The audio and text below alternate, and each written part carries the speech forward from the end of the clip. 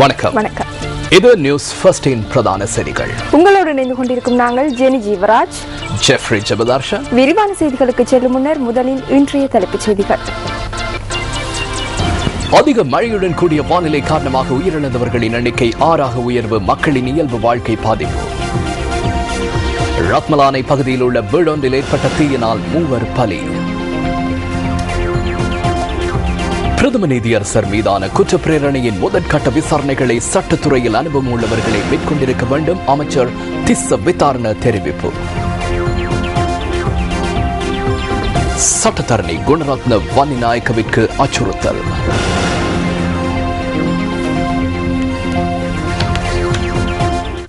அதிக மழையுடன் கூடிய வானிலை காரணமாக மாத்தளை மாவட்டத்தில் 6 பேர் உயிரிழந்துள்ளதுடன் மேலும் 1 பேர் காணாமல் போயுள்ளார்.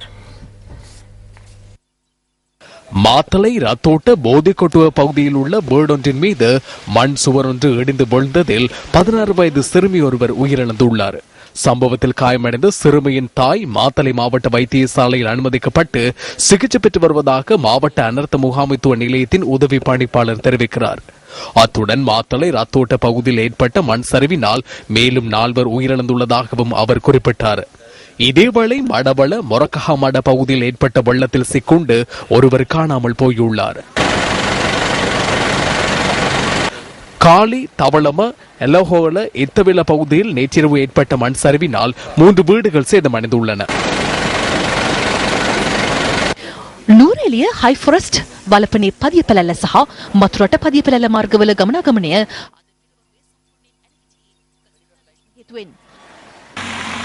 ஒன்னஸ்கிரிய கலைகல்ல பகுதியில் ஏற்பட்ட மண் சரிவினால் கண்டி மகியங்கண்ணை வீதியினூடான போக்குவரத்து நடவடிக்கைகளும் பாதிக்கப்பட்டிருந்தன. பதுளை வெளிமட பிரதான வீதியிலும் மண் சரிவு ஏற்பட்டுள்ளது.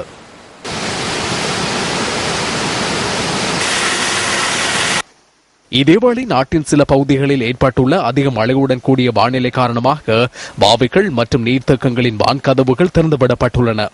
அம்பாறை பகுதியில் ஏற்பட்டுள்ள மழையுடன் கூடிய வானிலை காரணமாக கொண்டவட்டுவான் குளத்தின் வான்கதவுகள் நேற்றிரவு திறந்துவிடப்பட்டுள்ளன. அனுராதபுரம் ராஜாங்கனை நீர்த்தேக்கத்தின் 2 வான்கதவுகளும் திறந்துவிடப்பட்டுள்ளன. இதேவேளை 4 மாவட்டங்களில் மண் சரிவு அபாயம் பிரகடனப்படுத்தப்பட்டுள்ளது. நுவரெலியா, பதுளை, மாத்தளை மற்றும் கண்டி ஆகிய மாவட்டங்களைச் சேர்ந்த மக்கள் மண் சரிவு அபாயம் காரணமாக அவதானத்துடன் செயற்பட வேண்டும் என தேசிய கட்டட ஆய்வு நிலையம் அறிவுறுத்தியுள்ளது.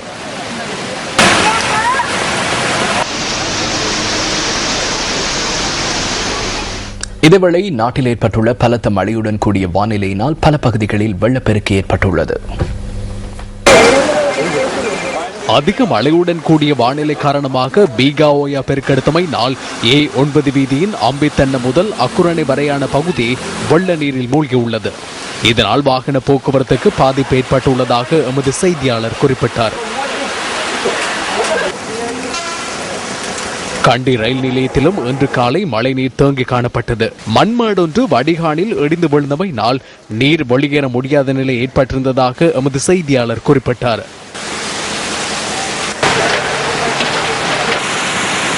மாத்தளை வெல்கமோ பிரதேச செயலாளர் பிரிவின் பல பகுதிகள் நீரில் மூழ்கியுள்ளன.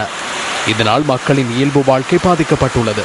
இதேவேளை மகியங்கனை முதல் சொரபொர வாவி வரையான வீதியில் சுமார் 5 அடி உயரத்துக்கு வெள்ள நீர் தேங்கியுள்ளது.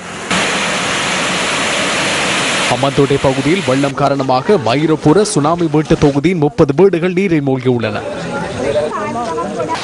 தந்தோயாவின் நீர்மட்டம் உயர்வடைந்தமையினால் ரிதிகம பாலத்தின் நீர்மட்டம் 15 அடி உயரத்திற்கு அதிகரித்துள்ளது. இதனால் புதிய பாலத்தினை நிர்மாணிப்பதற்காக கொண்டு வரப்பட்டிருந்த இயந்திரங்களும் நீரில் மூழ்கியுள்ளன.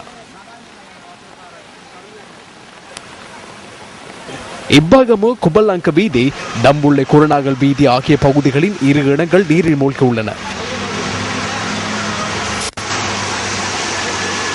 இதேவேளை குருநாகல் வெல்கொட பகுதியில் உள்ள தொழிலாளர் வீட்டு தொகுதியும் நீரில் மூழ்கியுள்ளது. இதனால் பாதிக்கப்பட்ட மக்கள் வெல்கொட இந்து வித்தியாலயத்தில் தங்க வைக்கப்பட்டுள்ளதாக எமது செய்தியாளர் கூறினார்.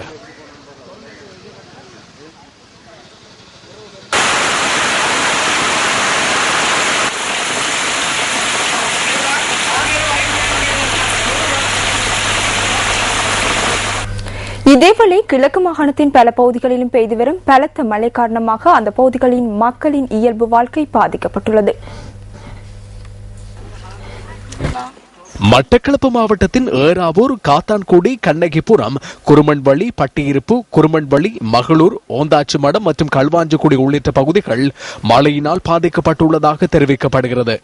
இதேவேளை மட்டக்களப்பு மாவட்டத்தின் கண்ணகிபுரம் பகுதியை ஊடறுத்து மினி சூறாவளி வீசியுள்ளது. மேலும் காத்தான்குடி, ரிஸ்வி நகர், அப்ரார் நகர், புதிய காத்தான்குடி, பாருக் சலாம், ஜன்னத் மாவட்ட உள்ளிட்ட பல பகுதிகள் வெள்ளத்தினால் பாதிக்கப்பட்டுள்ளதாகவும் எமது செய்தியாளர் கூறினார்.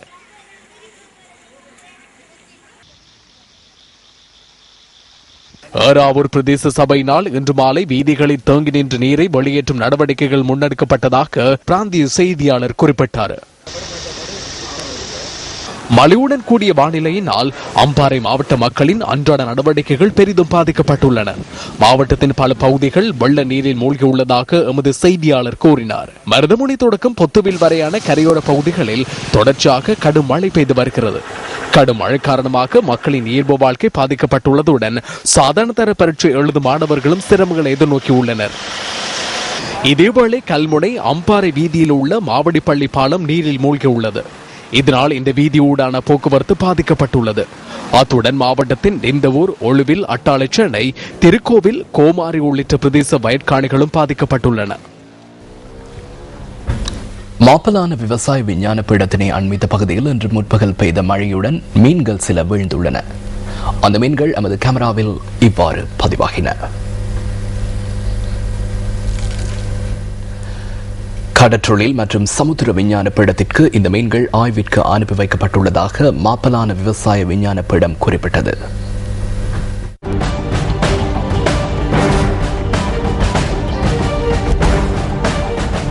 ஜனாதிபதி மஹிந்த ராஜபக்சவிற்கும் ஆஸ்திரேலிய வெளிவகார அமைச்சர் பொப்காரிக்கும் இடையில் சந்திப்பு ஒன்று இடம்பெற்றது.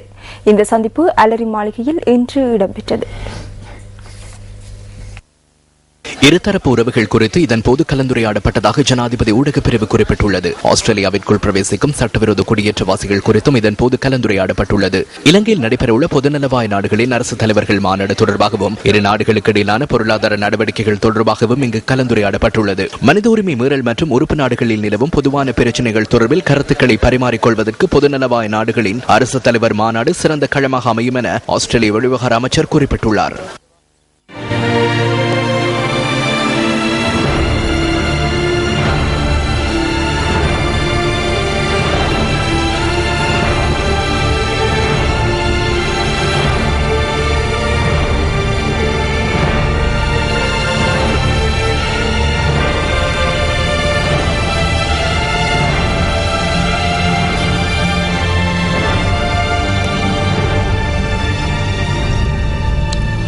தாய் ஒருவரினதும் அவரது இரு குழந்தைகளினதும் உயிர்களை காவு கொண்ட இந்த தீ ரத்மலானை கொலுமடம பகுதியில் உள்ள வீடொன்றில் இன்று ஏற்பட்டது.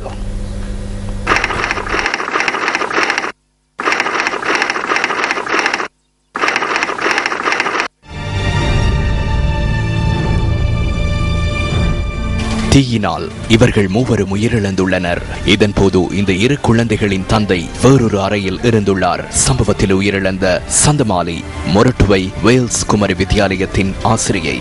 நீதவான் விசாரணைகளின் பின்னர் மூவரது சடலங்களும் பிரேத பரிசோதனைகளுக்காக களுபோவில வைத்தியசாலைக்கு அனுப்பி வைக்கப்பட்டுள்ளன.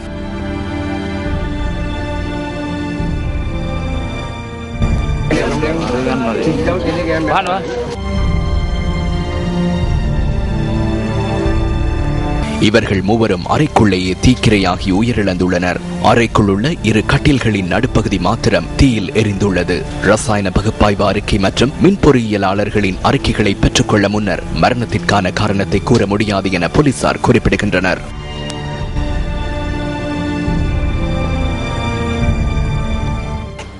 පියා යන්න උත්සාහ කරා.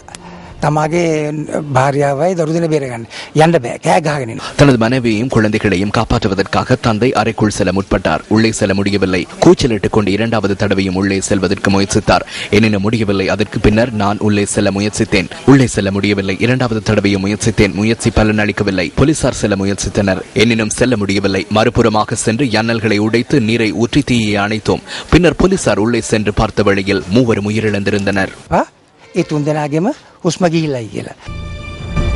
இந்த மாதம் 1ஆம் தேதி குளியாப்பிட்டிய செனாதிகம பகுதியில் உள்ள வீடொன்றின் அறையொன்றிற்குள் இவ்வாறு தீ ஏற்பட்டிருந்தது.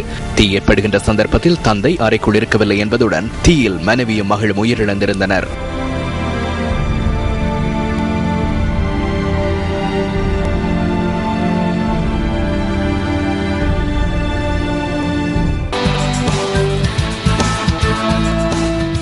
உயர்நீதிமன்றத்தின் அறை இலக்கம் 502 விசாரிக்கப்படவிருந்த 30 வழக்குகளை இன்று விசாரணைகளின்றி ஒத்திவைப்பதற்கு நேரிட்டுள்ளது. இந்த வழக்குகளை விசாரிப்பதற்கான நீதியரசர்கள் குழாமில் இன்று உயர்நீதிமன்ற நீதியரசர் ஷிராணி திலகவர்த்தன மாத்திரமே பிரசன்னமாகியிருந்தார். எவ்வாறாயினும் அனைத்து வழக்குகளுடனும் தொடர்புடைய 2 தரப்பினரதும் சட்டத்தரணிகள் இன்று நீதிமன்றத்தில் ஆஜராகியிருந்தனர். மனுக்கான நீதியரசர்கள் குழாம் நேரடியாக நியமிக்கப்படவில்லை என்பதால் அனைத்து வழக்குகளையும் ஒத்திவைக்க நேரிடுவதாக இதன்போது நீதியரசர் ஷிராணி திலகவர்தன அறிவித்துள்ளார். இதற்கமைய வழக்குகளை ஒத்திவைத்த நீதியரசர் நீதிமன்றத்திலிருந்து புறப்பட்டுச் சென்றுள்ளார். பிரதம நீதியரசர் மீதான குற்றப்பிரேரணையின் முதற்கட்ட விசாரணைகளை சட்டத்துறை சார் நிபுணத்துவம் பெற்றவர்களே மேற்கொள்ள வேண்டும் என லங்கா சமசமாஜ கட்சி தெரிவித்துள்ளது.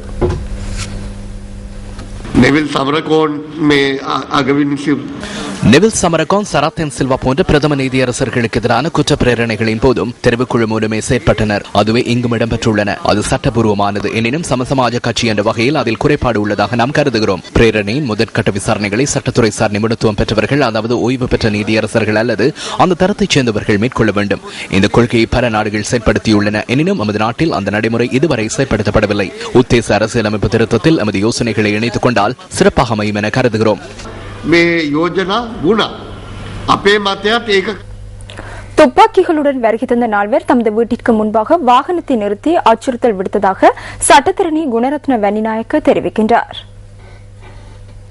අද දින මම අලුත්කඩ උසාවියේ වැඩ කටයුතු අවසන් කරලා මාගේ බිරිඳ සමග නිවසට පැමිණිලා පිරවන පාරේ ඉඳලා මාගේ නිවසට எனது மனைவியுடன் அலுவலகத்திலிருந்து வீடு திரும்பி வீட்டின் பிரதான வாசல் கதவை திறப்பதற்காக காத்திருந்த சந்தர்ப்பத்தில் பின்புறமாக 4 வந்து துப்பாக்கியை காட்டி வாகனத்தின் கதவை திறக்குமாறு அச்சுறுத்தினர்.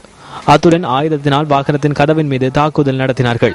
அந்த சந்தர்ப்பத்தில் நாம் இருவரும் சத்தமிட்டு அயலவர்களை உதவிக்கு அழைத்தோம். அப்போது வீட்டின் வாசல் கதவு திறந்ததால் நான் வேகமாக வாகனத்தை வீட்டினுள் செலுத்தினேன்.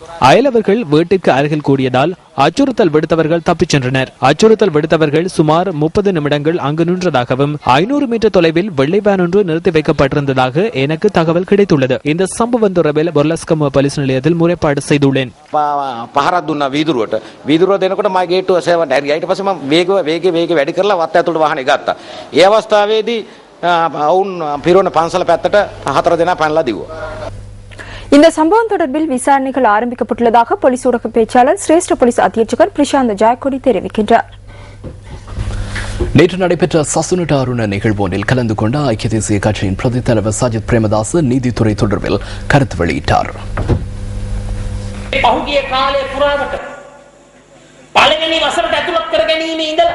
கடந்த சில வருடங்களாக 1ஆம் தரத்திற்கு பிள்ளைகளை அனுமதித்தல், 5ஆம் ஆண்டு புதுமை பரிசில் பரீட்சை, சாதாரண தர பரீட்சை மற்றும் உயர்தர பரீட்சை வரை பிரச்சனைகள் நிலவின. பல்கலைக்கழக அனுமதிக்கான ஜாட் புள்ளி வரை இந்த பிரச்சனை நீடித்தது. எனினும் அவ்வேளையில் மாணவர்களுக்கு கல்வி அமைச்சரினால் நிவாரணம் வழங்கப்படவில்லை. நமது நாட்டின் நீதிமன்றம் மூலமே அவர்களுக்கு நிவாரணம் கிடைத்தது. எனவே முக்கிய பரீட்சைகளின் போது மாணவர்கள் எதிர்நோக்கிய பிரச்சனைகளுக்கு தீர்வுகளை பெற்றுக் கொடுத்த நீதிமன்றத்தை இன்று சீர்குலைத்துள்ளனர். நீதிமன்ற கட்டமைப்பை பெருமளவில் செயலிழக்க செய்துள்ளனர். මහා ව්‍යාකූල තත්ත්වයකට කැඩී විනී ගිහිල්ලා හමාරයි.